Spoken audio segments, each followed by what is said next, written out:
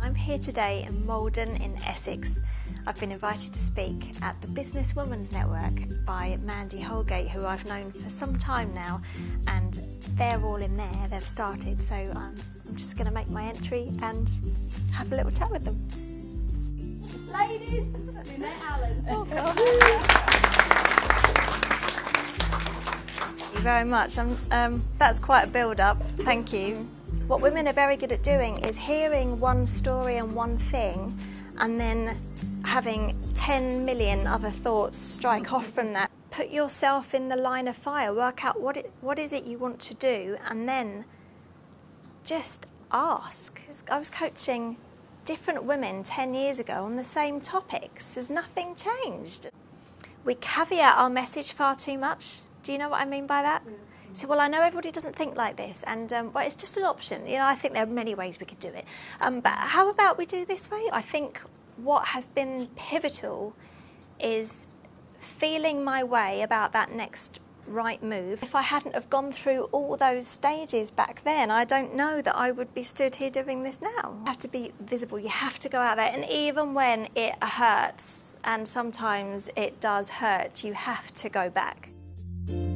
Ask for what you want, because I think as a woman we don't like to ask for what we want, we don't like to be direct. Too many of us are dabbed down by society and don't believe in what we can do, but we can do things if we have that, even just that little bit of courage to step forward.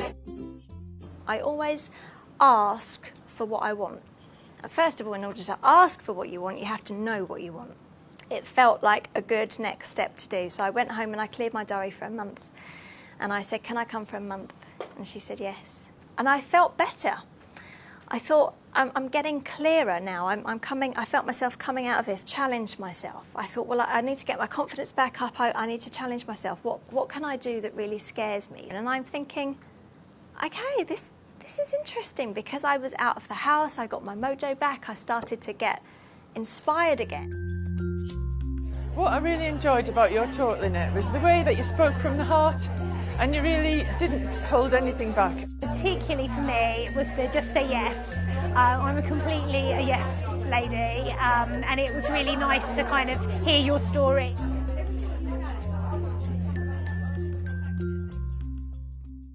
This is invent opportunities. So this is what I did at that point. It's 2000 and whatever it was, 11 by then. I can't help but notice you haven't got any women in your offices. Bear in mind, I've been a coach for women for some time now, and I've written 4 books by this time, because one turned into 4. And he said, Lynette, in the last reshuffle, I asked for some to step forward, and I asked the recruitment company to put some women forward. None stepped forward. What do you want me to do? And I said, well, there's a workshop we put in to help women become noticed and promoted in male-dominated environments. We got some great results. And I didn't know if it was going to work, and I started the workshop and the presentation to a sea of faces grinning and saying, yes, this is what we do. Thank you very much for being such a smiley, lovely audience. The fact that you said you need emotional support from your husband, from anybody, I get that. And it's not about being better than anybody, it's not about being better than men, because actually we're very different from men.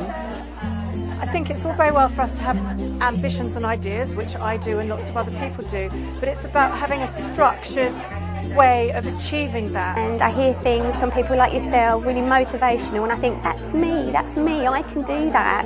And I go home and I think, I've done it and I'm going to do it. I've been a victim of domestic abuse, of a bad relationship, so I know what it's like, giving your all to somebody else and not having anything.